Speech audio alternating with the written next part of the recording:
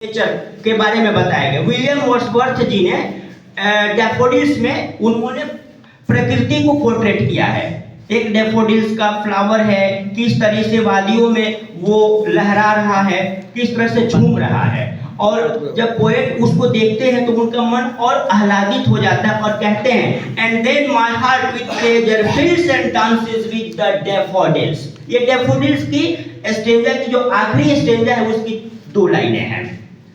तो यहाँ पर डैफोडिल्स डांस नहीं कर रहा है, वहां पर कवि का हृदय झूम उठा प्रकृति को देखकर। यानी कवि वहां क्या थे, भौतिकवाद में थे कि रचनावाद में थे? किसमें थे वो? रचनावाद में थे, जिसको आज हम लोग यहाँ पर पढ़ रहे हैं, अपने विचारों को व्यक्त कर रहे हैं। तब हमारा जब हम बच्चों को प्रकृतिवाद की तरफ लेकर आएंगे और जब बच्चों के व्यवहार में परिवर्तन होगा, पौधों के प्रति उनके अंदर संवेदना जागेगी, पशु पक्षियों के प्रति संवेदना जागेगी कि हमें फूल नहीं तोड़ना चाहिए, हमें प्रकृति के साथ एंजॉय करना चाहिए। जॉन कीट्स कहते हैं कि beauty is ever for Joy. John Keats romanticism के सबसे बड़े कवि हैं और कहते हैं कि beauty is ever for Joy. सुंदरता जो होती है वो एंजॉय करने की चीज होती है, उसको छेड़ने की चीज नहीं होती है। ठीक है ना? इसका क्या मतलब रहा? इसका मतलब रहा कि हमें भौतिकवाद से उठकर प्रकृतिवाद की तरफ जाना है। इस चीज को हमें कंस्ट्रक्टिविज्म में बच्चों को ये बताना है। आज हम लोग स्कूल में देखते हैं कि बच्चे आते हैं फूलों को तोड़ने लगते हैं, या कोई स्कूल की ऐसी चीजें जिसको नुकसान पहुंचाने लगते हैं। क्यों? क्योंकि हम उनको सही तरीके से अधिगम कराए ही नहीं हैं, उसके बारे में हम बच्चों को बताए ही नहीं हैं, उनकी भावनाओं को हमने समझने का प्रयास ही नहीं किया है। जैसे हमने पूर्व में आपको बताया कि कंस्ट्रक्टिविज्म में अगर हमें साइंस में पौधों का विकास कैसे होगा, इसके लिए हम एक एज ए मेंटर के रूप में या एज ए फैसिलिटेटर के रूप में बच्चों को सीड मुहैया कराएंगे, उनको अनुकूल वातावरण देंगे, उनको एक अच्छा सा फील्ड देंगे और साथ में उनको वाटर अवेलेबल कराएंगे और जो उसके लिए इक्विपमेंट है वो देंगे। और तब हम देखेंगे कि बच्चे करके क्या सीखते हैं। तब जाकर हमारा जो शिक्षण का उद्देश्य है वो जाकर पूरा होगा। ये ब्रैडर हैं, ये कहते हैं कि constructivism can be defined as the idea that development of understanding requires the learner to actively engage in meaning making. अब जो लर्नर्स है, जो सीखने वाले हैं, जो शिक्षार्थी हैं, जैसे स्टूडेंट्स, तो हम क्या करते हैं कि जब टीचिंग क्लास में कराते हैं तो उस समय हम ही एक्टिव रहते हैं, हमारे स्टूडेंट्स एक्टिव नहीं रहते हैं। और यही कारण होता है कि क्लास में शोरगुल होता है। जितना हम बच्चों से एक्सपेक्ट करते हैं, the more we expect from the students, the more we can't achieve, the more we can't get there. तो हमें वहां से उतना नहीं मिल पाता है क्योंकि एक्टिव हम हैं, लेकिन हमारे जो लर्नर्स हैं वो एक्टिव नहीं है और जरूरत है उनको भी एक्टिव करना। तो कैसे एक्टिव होंगे? सबसे पहले जो चीज हम पढ़ाने जा रहे हैं, जैसे हम मैथ पढ़ाने जा रहे हैं, ओके,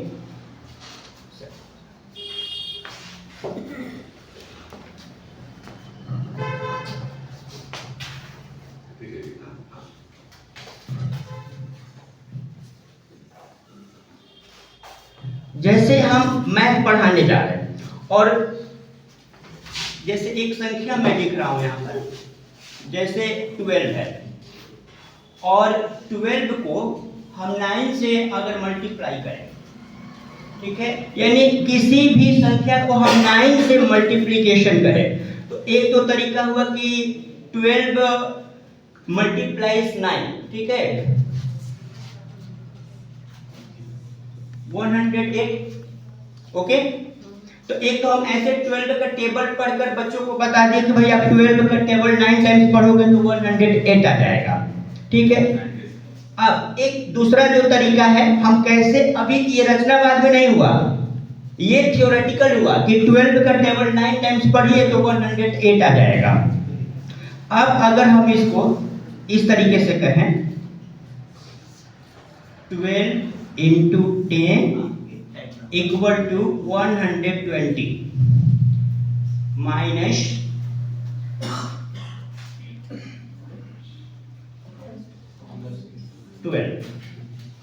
100। ये समझे आप लोग कैसे हुआ? हमने 10 से मल्टीप्लाई किया, ओके, तो 120 आया। फिर हमने क्या किया, 12 हमारी मूल संख्या है और 12 को मैंने क्या किया, 120 से माइनस कर दिया तो 108 आ गया। बच्चे किसमें ज्यादा दिलचस्पी लेंगे, किसमें लेंगे दिलचस्पी, बताइए आप लोग। क्यों नीचे वाले में लेंगे? क्योंकि बच्चे को इसमें मजा आया। आपने जो पहला बताया वो थ्योरेटिकल आपने बताया, ठीक है, और दूसरा क्या था, आपने उनको स्ट्रक्चरली बताया कि सुनो, किसी भी संख्या में अगर हम 9 से अगर हम मल्टीप्लाई करेंगे तो सबसे पहले हम 10 को एज ए कॉमन के रूप में लेंगे। एज ए कॉमन मतलब कि हमेशा 10 ही लेना है हमको, और क्या करेंगे कि एक उसमें से माइनस कर देंगे। जैसे एक दूसरी संख्या लेते हैं, जैसे 8 into 9, ठीक है,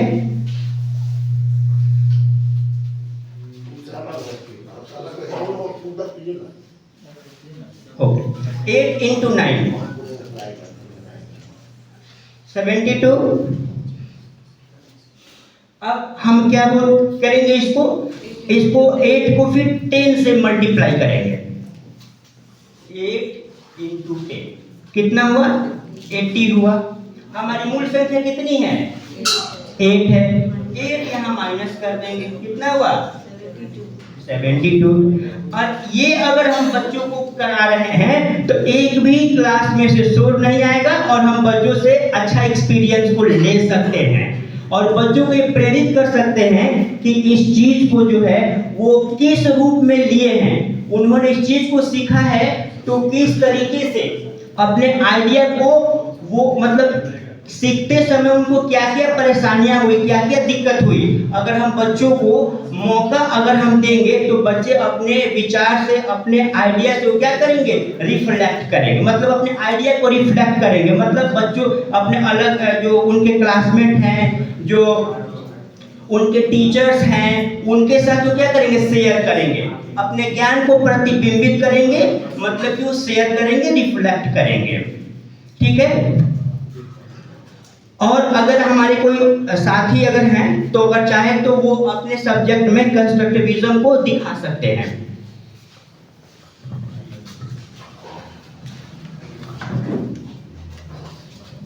सर अभी जैसे आपने ये लिखा था यहाँ पे, उसको थोड़ा सा करेक्शन करके हम लोग लिखेंगे तो बच्चे जल्दी समझ जाएंगे। सबसे पहले कि हम लोग का ये जो ट्रेनिंग सेशन होता है इसमें क्या करेक्शन और क्या करेक्शन ये भावना नहीं होती है। आपको जब मौका दिया जाता है यहाँ आकर कुछ बोलने के लिए तो चीजों को पॉजिटिव रूप में लेते हुए आप अपनी आइडिया को एक्सप्रेस कीजिए। इस चीज को सभी लोग ध्यान रखें कि आपको अगर हम यहाँ कुछ बता रहे हैं, कुछ बता तो हर एक व्यक्ति यहाँ पर लर्नर्स हैं, इसमें कोई नो डाउट नहीं है, किसी की नॉलेज किसी से कम नहीं है। लेकिन कृपया आप कभी भी यहाँ पर आए या कहीं भी कहीं जाए, ये व्यवहारिक ज्ञान है, सीखना है हम सबको। तो आप अपनी बात कहे, हम लोग उसको समझेंगे, ठीक है।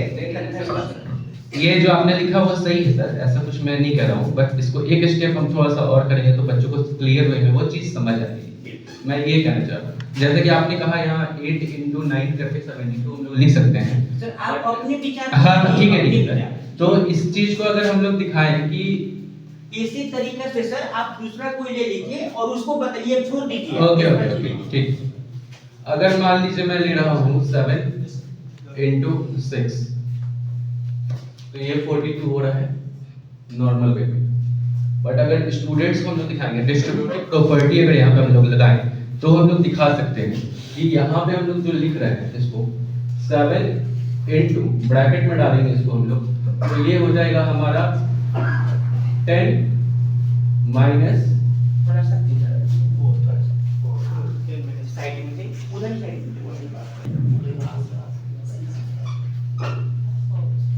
4 तो ये हो जाएगा 42। जैसे कि यहाँ पे 7 into 6 हम नॉर्मल वे में कह रहे हैं 42, बट अगर हम लोग इस 6 को 10 - 4 के फॉर्मेट में लिखेंगे तो बच्चा आसानी से ये समझ पाएगा कि हम लोग डिस्ट्रीब्यूटिव प्रॉपर्टी लगा रहे हैं। डिस्ट्रीब्यूटिव प्रॉपर्टी में एक बार हम लोग फर्स्ट नंबर को फर्स्ट नंबर से मल्टीप्लाई करते हैं एंड अनदर टाइम्स हम लोग फर्स्ट नंबर को ही सेकंड नंबर से मल्टीप्लाई करते हैं, तो उसको पता लगेगा कि 7 into 10 करेंगे तो 70 होगा, माइनस का माइनस आएगा, और फिर 7 into 4 करेंगे तो 20 होगा। तो वो यहाँ पे 42 आराम से निकाल पाएगा। बस ये कहना चाहता हूँ। धन्यवाद सर। सबसे पहली बात है कि हर एक क्लास में टीचिंग की जो मेथड होती है वो अलग अलग होती है। अब प्रॉपर्टी जो है वो आपके सीनियर क्लास के बच्चे समझ पाएंगे, 5 और 6 के बच्चे समझ पाएंगे, लेकिन हमको अगर 3 क्लास के बच्चे को या 2 क्लास के बच्चे को अगर ट्रिकी अंदाज में बताना होगा तो हम कैसे बताएंगे? तो उसको तो हम सबसे पहले यही बोलेंगे कि आप ऐसा करिए, किसी भी संख्या को 9 से मल्टीप्लाई 10 से मल्टीप्लाई कर दीजिए और 10 से मल्टीप्लाई करने के बाद में आपको कहाँ आना है? 9 पर आना है। जैसे आपको 7 into 7 यानी 49, अब आपको क्या करना है? उसको 10 से कर देना है। इस तरीके से हम एक ट्रिकी अंदाज में उसको बताते हैं तो हमारे 2-3 के बच्चे इस चीज को आसानी समझ सकते हैं, क्योंकि हम एक टीचर हैं और हमारा कोई क्लास सर प्लीज वेट और कोई भी चीज जो होता है जब हम स्कूल में एज बिन टीचर होते हैं तो हमारा ये सिलेक्शन नहीं होता है कि हम 3 में ही जाएंगे, हम 7 में ही जाएंगे, हम 8 में जाएंगे, हम 10 में जाएंगे, हम 1 में नहीं जाएंगे। एज बिन टीचर होने के नाते हमारी ये रिस्पॉन्सिबिलिटी है कि हम किसी भी क्लास में जाने लायक अपने आप को बना ले, और जब हम किसी भी क्लास में जाने लायक अपने आप को बना लेते हैं ना तो फिर हमारे लिए टीचिंग कराना बहुत ही आसान हो जाता है, क्योंकि एक माप का कपड़ा सभी बच्चे नहीं पहन सकते हैं, ना सभी कोई आदमी पहन सकता है। अलग अलग व्यक्तियों के लिए अलग अलग कपड़े के माप होते हैं। तो मुझे तो बच्चों जूनियर को भी देखना है ना और सीनियर को भी देखना है, तो जूनियर के लिए जूनियर लायक होना चाहिए और सीनियर के लिए सीनियर लायक होना चाहिए। ये मेरा कहने का मतलब, तभी अधिगम होगा, नहीं तो अधिगम नहीं होगा। हम बच्चे को नाउन पढ़ा रहे हैं और कह दे कि noun is the name of any person, place, animal, things, feeling और आइडिया, नहीं समझेगा।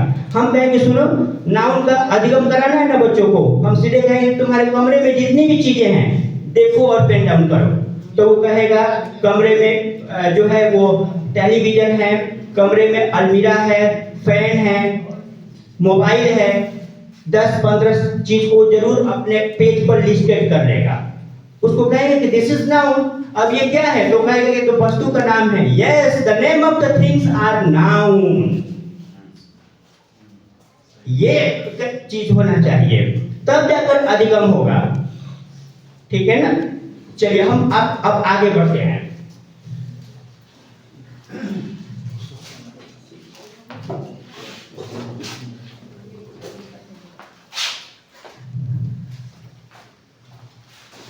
Characteristics of constructivist in teaching. According to Audrey Gray, the learners are actively involved. इसमें जो learners है, जो हमारे स्टूडेंट्स हैं, उनको एकदम सक्रिय रूप से शामिल कराना है, एक भी बच्चा न छूटे, इसका हमें ध्यान रखना है। ये इसके विशेषताएं हैं। The environment is democratic, और जो वातावरण होना चाहिए ना, लोकतांत्रिक वातावरण में होना चाहिए, अर्थात क्वेश्चन पूछने की पूरी आजादी होनी चाहिए, पूरी छूट होनी चाहिए कि बच्चे आपको अब जैसे या जिस तरीके से सवाल पूछना है आप पूछिए। ये लोकतांत्रिक व्यवस्था होना चाहिए, तब जाकर हमारे बच्चे टीचर को भी जानेंगे और हम भी बच्चे से कनेक्ट होंगे। क्योंकि जब तक आप बच्चे से हृदय से कनेक्ट नहीं होइएगा ना, भौतिकवाद तरीके से कनेक्ट होइएगा, तो आप बच्चे को नहीं समझ पाइएगा, जीवन भर बच्चे को नहीं समझ पाइएगा। तो बच्चे को अगर समझना है तो सबसे पहले आपको उनको डेमोक्रेटिक एनवायरनमेंट देना होगा। जब आप डेमोक्रेटिक एनवायरनमेंट देंगे तो बच्चे आपको समझेंगे और आप बच्चे को समझेंगे, और जो आप एक दूसरे के प्रति अपने विचारों को जो रिफ्लेक्ट करेंगे, ये रिफ्लेक्शन क्या कहलाएगा? कंस्ट्रक्टिविज्म। यही कंस्ट्रक्टिविज्म है। The activist are interactive and student centred. कहता है कि जो एक्टिविटीज होनी चाहिए वो इंटरैक्टिव और स्टूडेंट सेंटर। अब जैसे मान लीजिए कि हम एक्टिविटीज कराएंगे, अगर 2 क्लास के बच्चे हैं तो एक्टिविटी तो उनकी क्लास के हिसाब से ना होना चाहिए। अब जैसे 2 क्लास के बच्चे को अगर हमें मल्टीप्लाई सिखाना है तो हम इसको कैसे एक्टिविटीज में ला सकते हैं, ये हमें सोचना है। और मैं पहले ही बोला कि एक्टिविटीज को क्रिएट करने कोई वैज्ञानिक आधार नहीं है, आपके कंटेंट के हिसाब से आप पर डिपेंड करता है और आपके क्लास के बच्चों के स्टैंडर्ड पर डिपेंड करता है कि आपके क्लास के बच्चे का स्टैंडर्ड क्या है। अब जैसे हमको मान लीजिए कि बच्चों को मल्टीप्लाई का ज्ञान कराना है एक दूसरे तरीका से, तो हम क्या करेंगे वहां पर कि जैसे हम लिख दिए कि 20 इंटू 2 40 हो गया, तो 20 इंटू 2 40। अब इसको क्या करेंगे कि नकली पैसा, बच्चे को नकली पैसा को एज ए कार्ड के रूप में खेलना बहुत अच्छा लगता है, तो हम नकली पैसा का भी सहारा ले सकते हैं। जैसे बच्चे नकली पैसा जो रखते हैं, नकली पैसे को क्या करेंगे, पहले यहाँ पर 2-4 लिख देंगे, संख्या लिख देंगे, जैसे 20 इंटू 2, 10 इंटू 3, 5 इंटू 8, लेकिन जितना संख्या आप लिखिएगा उतना आपके पास पैसे होने चाहिए। और कहिए कि देखो बच्चे, ये तुम पैसे को जोड़कर उसकी वैल्यू वहां लिखो, तो बच्चे पैसे को जोड़कर उसकी वैल्यू लिखेंगे, तो आनंद उसको उनमें आएगा कि 20 इंटू 2 में आएगा, बताइए आप लोग, उसमें आएगा ना। क्यों? क्योंकि वो क्या है, गेमिंग एक्टिविटी है, उसको एज ए गेम के रूप में ले रहा है, गेम के रूप में उसको ले रहा है। तो यही चीज होती है ना कि आपकी एक्टिविटीज क्या हो, एक इंटरैक्टिव हो, एक शानदार हो और छात्र केंद्रित हो, लर्नर्स सेंटर्ड हो। यही तो डेमोक्रेटिक है। अब बच्चे सवाल पूछेंगे और अगर हम उनको डांट कर बैठा दे तो क्या ये डेमोक्रेटिक में होगा? होगा? बताइए। द टीच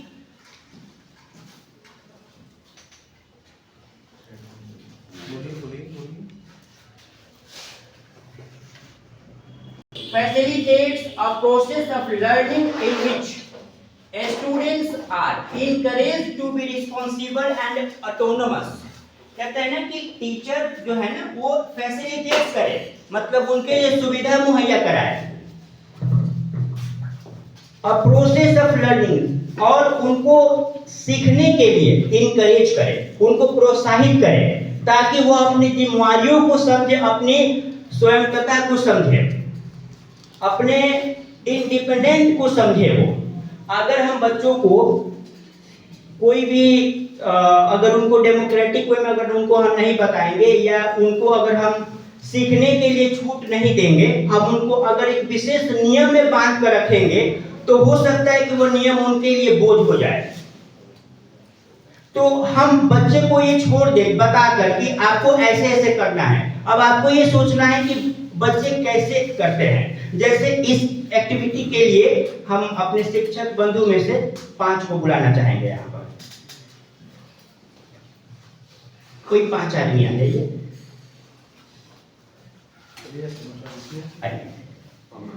कोई 5, एनी 5।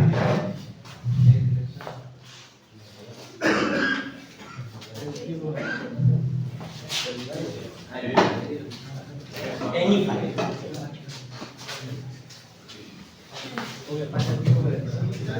एक आदमी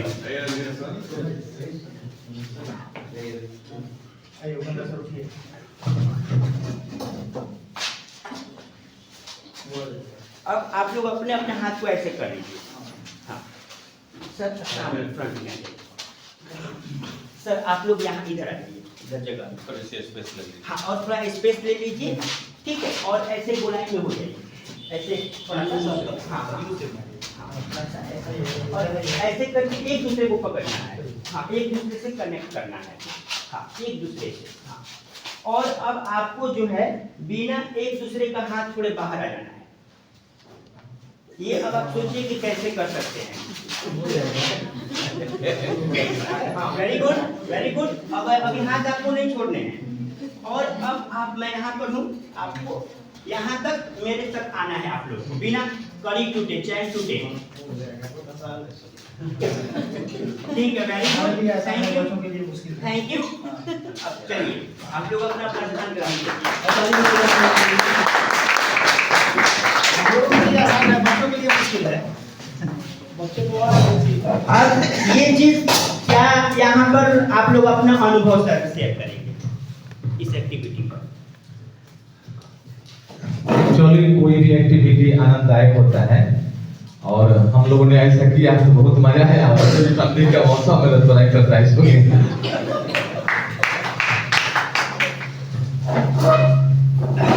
हेमंत सर की बात का ये हम समर्थन करते हैं।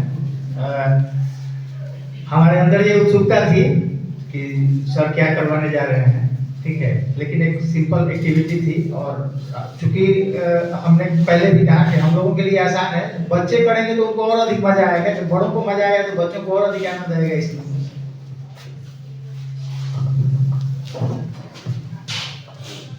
अभी जो हम लोगों ने एक्टिविटी किया काफी रोचक था और एक्टिविटी के माध्यम से हम लोग बच्चों को बहुत कुछ सिखा सकते हैं, उनमें क्यूरियोसिटी बढ़ा सकते हैं और जब बच्चों में क्यूरियोसिटी बढ़ेगी तो उनकी अधिगम जो होगी वो काफी प्रभावी होगी। धन्यवाद।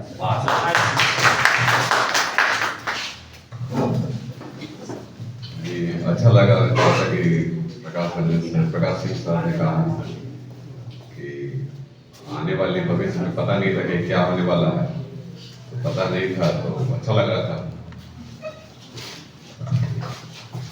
ट्रेनिंग पहले से मोर कंस्ट्रक्टिव हो रहा है और इसका फायदा बच्चों को जरूर मिलेगा। Thank you.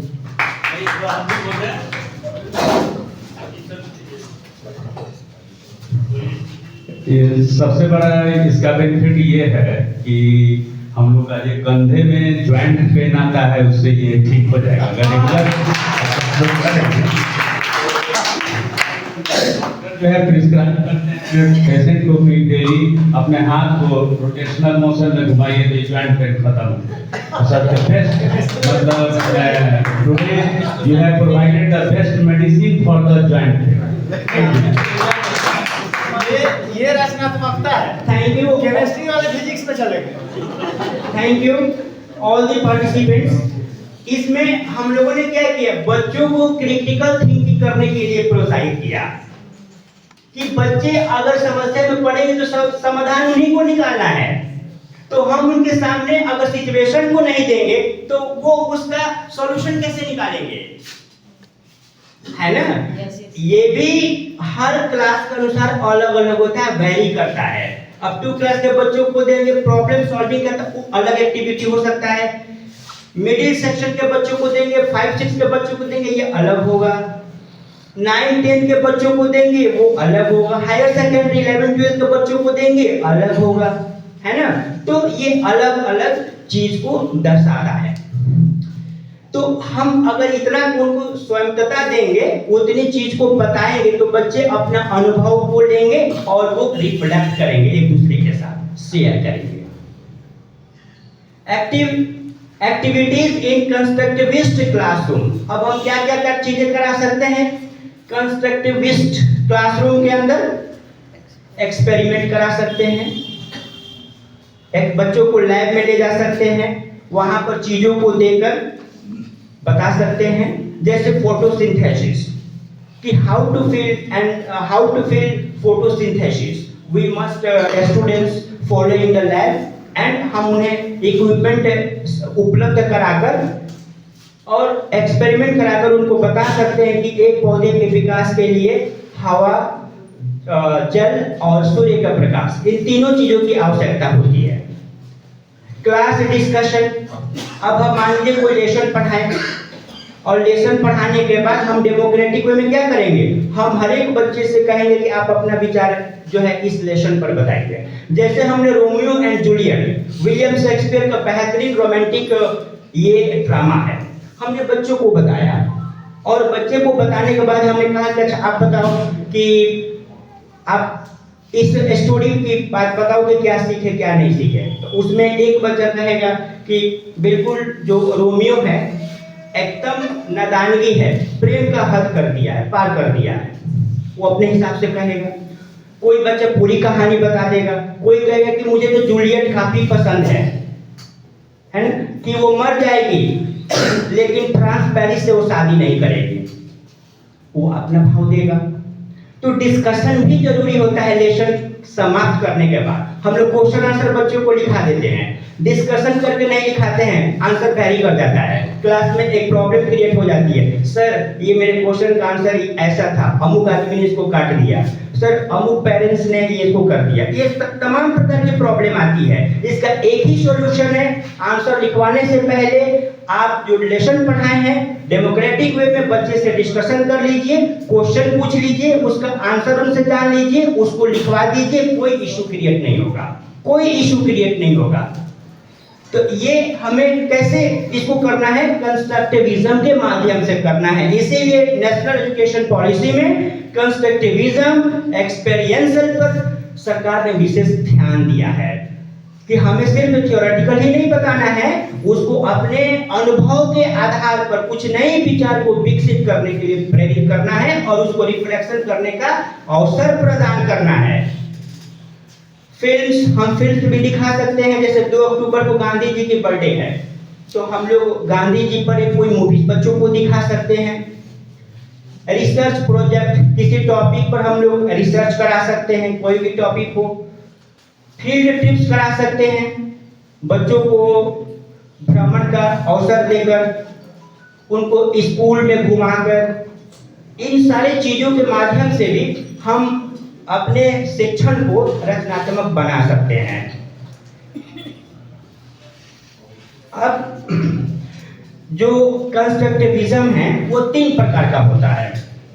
एक जो कंस्ट्रक्टिविज्म होता है वो कॉग्निशन कंस्ट्रक्टिविज्म होता है, जिसका सिद्धांत जो है जीन पियाजे ने दिया। जीन पियाजे क्या कहते हैं कॉग्निशन कंस्ट्रक्टिविज्म में, कि हम बच्चे को छोड़ दें सीखने के लिए, उन्हें टोका टोकी नहीं करें, बच्चे अपने मन से अपना करें, आपको बस वॉच करना है, आपको देखना है। तो उन्होंने बच्चे को फ्री और नो बाउंडेशन ऑफ लर्निंग कराने के लिए कहा कि आप बच्चे को पढ़ाइए और उनको बांध कर मत रखिए, उनको एकदम फ्री कर दीजिए कि वो जिस रूप में समझे वो अपने समझे, उसके लिए कोई टर्म्स और कंडीशन मत दीजिए। तो जेन पियाजे ने कॉग्निशन पर क्या, संज्ञानात्मक संरचनावाद पर, उनका क्या था कि बच्चे क्या करेंगे, किसी भी चीज को एक्सपेरिमेंट करेंगे, मतलब उसको करेंगे, वो जब करेंगे तो उनको कोई भी एक्टिविटी जब बच्चे करेंगे तो उसमें उनकी अपनी आइडिया आएगी, तो उनको एहसास होगा कि हाँ इस चीज को करने में कितना वक्त लगता है और ये चीज इतनी सुंदर है तो कैसे है। हम अगर उसको रोकते हैं तो बार बार करने के लिए उनका मन कहेगा। जैसे चार्ल्स डार्विन के सिद्धांत में क्या है, एक बच्चा जो है वो लैंप छूता है, माता पिता मना करते हैं मत छुओ, अंत में वो छू देता है और आंख जल जाती है। अगर हम नहीं मना करते हैं तब दूसरी बार हमें मना करने की जरूरत ही नहीं है।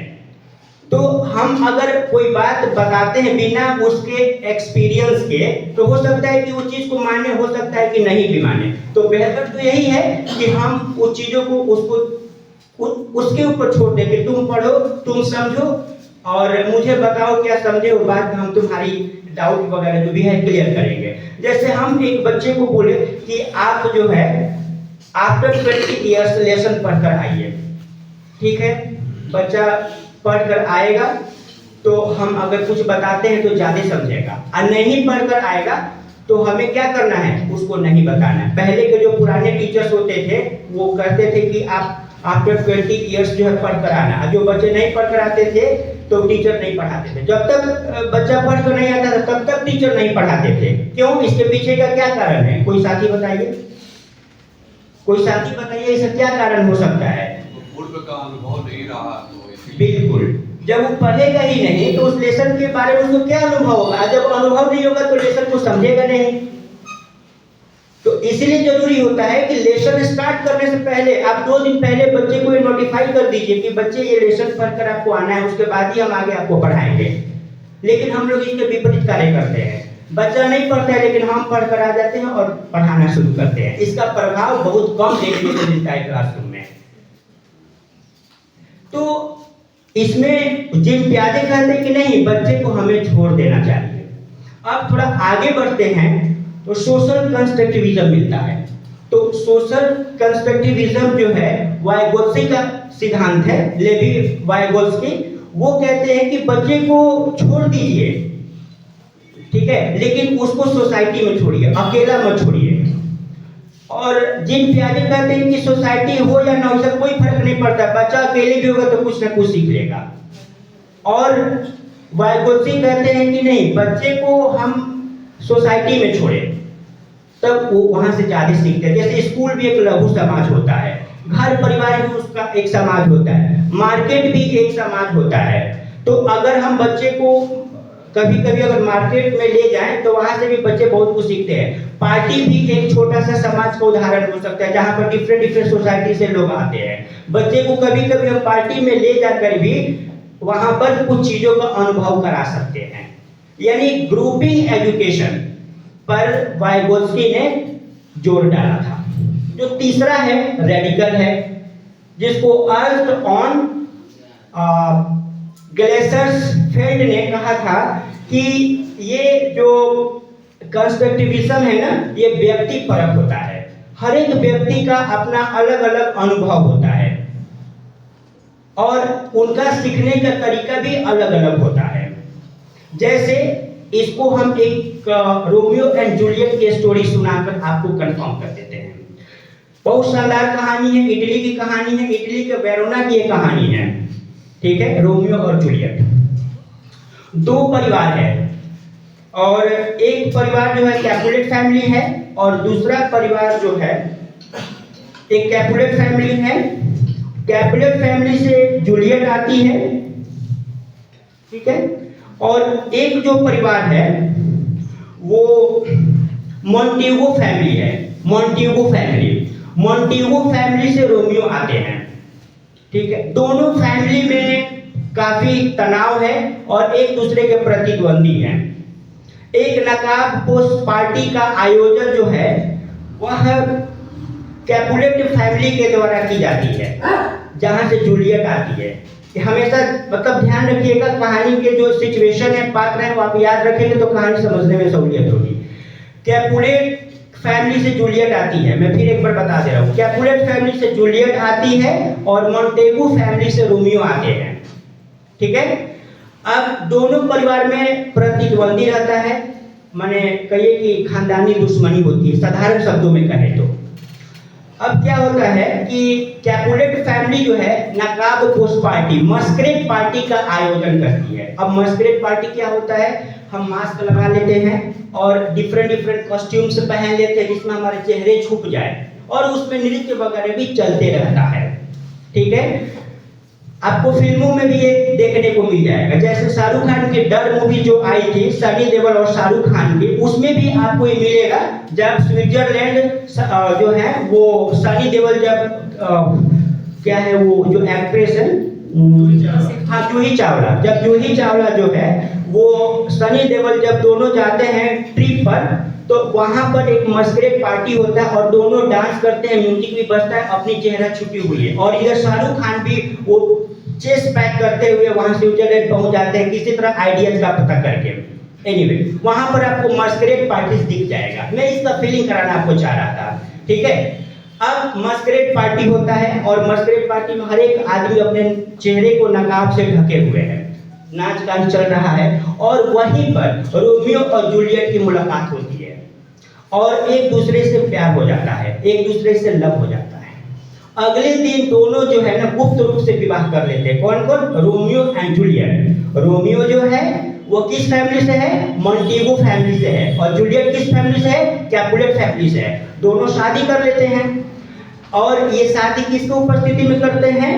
तो फ्रांस लॉरेंस की उपस्थिति में करते हैं, जो कि एक पादरी होते हैं, चर्च के पादरी होते हैं, बिशप जिसको हम लोग कहते हैं, पादरी होते हैं। दोनों में विवाह होता है, लेकिन सामाजिक मैरिज जो नहीं है वो गुप्त रूप से विवाह कर लेते हैं, ठीक है। अब क्या होता है कि जो जूलियट है, उसका एक चचेरा भाई है जिसका नाम है टाइबल्ट, चचेरा भाई है टाइबल्ट, और रोमियो का एक फ्रेंड है, ठीक है, जिसका नाम है उसका नाम है मर्क्यूसियो। जो रोमियो का फ्रेंड है उसका नाम क्या है? मर्क्यूसियो। और जूलियट के चचेरा भाई का क्या नाम है? टाइबल्ट। अब टाइबल्ट में और मर्क्यूसियो में लड़ाई होती है, और उस लड़ाई के दौरान क्या होता है कि जो रोमियो का फ्रेंड है मर्क्यूसियो, उसकी मृत्यु हो जाती है, और इसका बदला वो जूलियट का जो भाई टाइबल्ट है उसको मार कर देता है, उसको मार देता है। फिर क्या होता है कि जजमेंट होता है, और जजमेंट में रोमियो को एक्साइल कर दिया जाता है, माने राज्य से निर्वासित कर दिया जाता है। कहानी कहाँ की है? इटली की है। कौन से शहर की है? वेरोना शहर की है। मैंने शुरू में ही आप लोगों को बता दिया था। अब क्या होता है कि वो उसका निर्वासित कर दिया जाता है। किसको? जूलियट को कि रोमियो को? रोमियो को निर्वासित कर दिया जाता है। अब फिर क्या होता है, इसी बीच जो जूलियट का फैमिली है, कैपुलेट फैमिली, वो क्या करती है कि उसकी शादी कराने की व्यवस्था करती है, और शादी जो होती है वो माउंट पेरिस के साथ होना रहता है। और माउंट पेरिस कौन है? इटली का सबसे धनवान वेल्दी पर्सन है, और उसके साथ उसकी शादी की बात चलती है। अब जूलियट बड़ी समस्या में पड़ जाती है क्योंकि उसकी शादी ऑलरेडी रोमियो के साथ हो गई रहती है गुप्त रूप से। अब क्या होता है कि इसकी मदद के लिए वो पादरी के पास जाती है, ठीक है, और पादरी का मैंने बताया था ना, लॉरेंस जो था, तो वो पादरी के पास जाती है और अपनी समस्या बताती है। तो लॉरेंस कहते हैं कि ठीक है, एक औषधि देते हैं और कहते हैं कि इस औषधि को तुम पी लेना, मरोगी नहीं, सिर्फ तुम बेहोश रहोगी। तो वो एक विष देते हैं, मतलब वो मेडिसिन देते हैं या औषधि जो भी कही, मरने की नहीं है, मतलब बेहोश होने के लिए। वो कहते हैं कि तुम इसको पी लेना, और इसकी खबर जब रोमियो के पास जाएगी तो रोमियो दौड़ते दौड़ते तुम्हारे पास आएगा और तुम दोनों भाग जाना, ठीक है। अब क्या हुआ कि जो लॉरेंस थे, फ्रायर लॉरेंस, उन्होंने औषधि दे दिया जूलियट को। जूलियट उसको पी ली।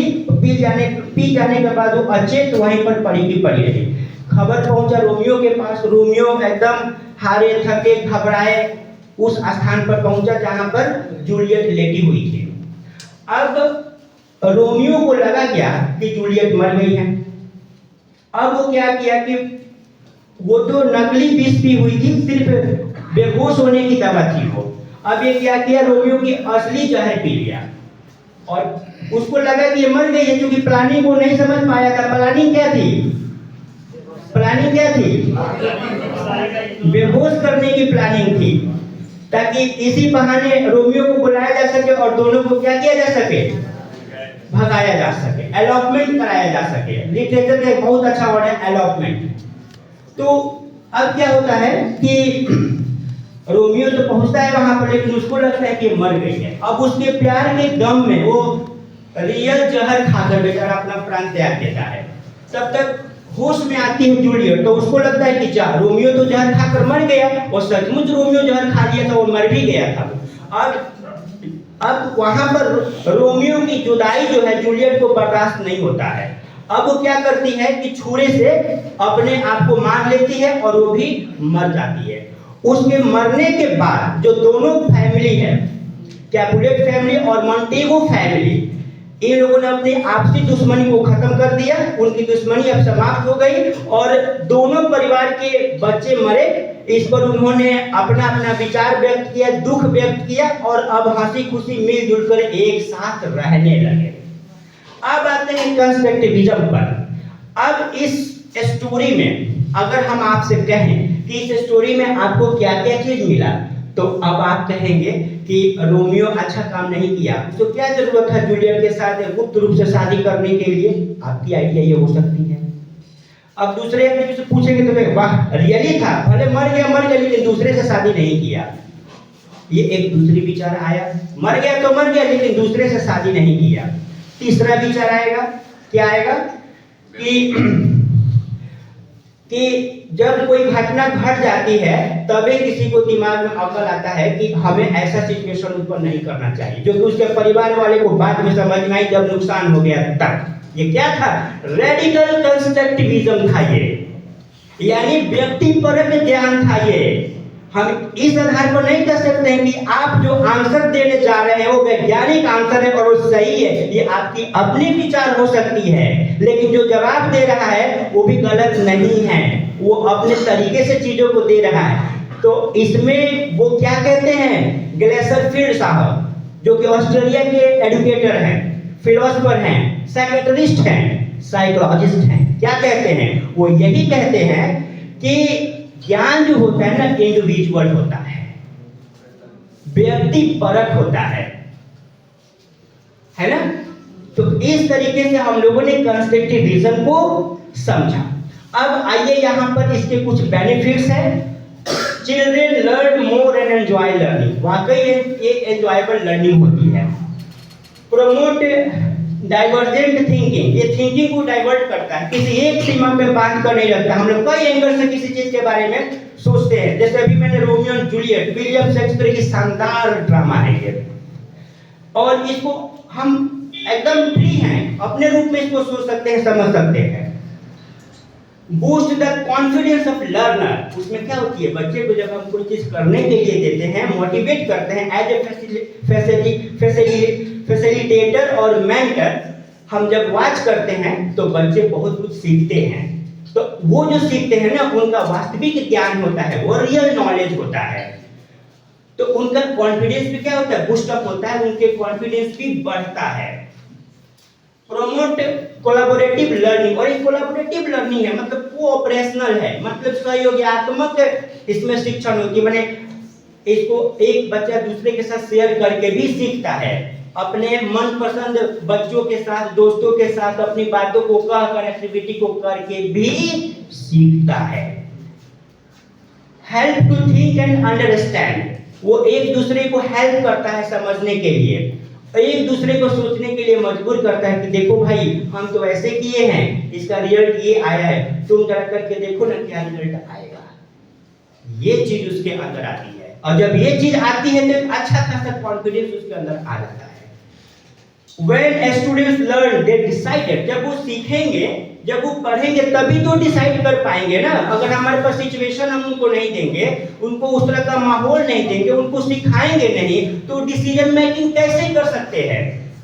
तो सिखाएंगे, बताएंगे, समझाएंगे, अवसर देंगे, अपॉर्चुनिटी देंगे, तब तो वो डिसीजन मेकिंग कर पाएंगे ना। स्टूडेंट्स क्रिएटिविटी डेवलप, इसमें बच्चों की जो क्रिएटिविटी है ना, वो विकसित होती है। अनेक प्रकार की गतिविधियां जो है बच्चों के अंदर आती है। कुछ गतिविधियां वो अपने मेंटर से लेते हैं, फैसिलिटेटर से लेते हैं, शिक्षक से लेते हैं, और उसी आधार पर वो दूसरा एक्टिविटी को क्रिएट करते हैं। ये क्या है? कंस्ट्रक्टिविज्म है। क्रिएट कर दी तो कंस्ट्रक्टिविज्म हो गया। और it promotes social and communication skill, यह सोशल बिहेवियरल और कम्युनिकेशन को भी स्ट्रॉन्ग बनाता है, बातचीत के शैली में भी परिवर्तन आता है। मैंने बीच में कहा था कि हम कितना भी शिक्षण करा दे, कितना भी बच्चों को पढ़ा दे, अगर उसके व्यवहार में परिवर्तन नहीं लाए तो हम फेल है वहां पर। वो यहाँ पर आपको मिलता है, ठीक है। तो इस तरीके से ये जो हमारा सेशन है कंस्ट्रक्टिविज्म इन टीचिंग, एक बहुत ही फ्रूटफुल सेशन है। और इस सेशन में हम सभी अपने विचारों को व्यक्त किए, और इस चीज को अब हम अपने क्लास के अंदर, अपने स्कूल के अंदर, अपने बच्चों के अंदर इस चीजों को करने के लिए मोटिवेट करना है।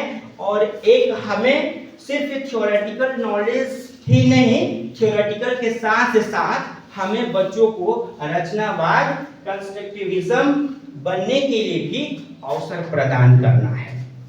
तो इस तरीके से आज का ये सेशन रहा, और I am hardly thankful to all my respected teachers as well as honorable principal sir to complete this session. Thank you and have a nice day.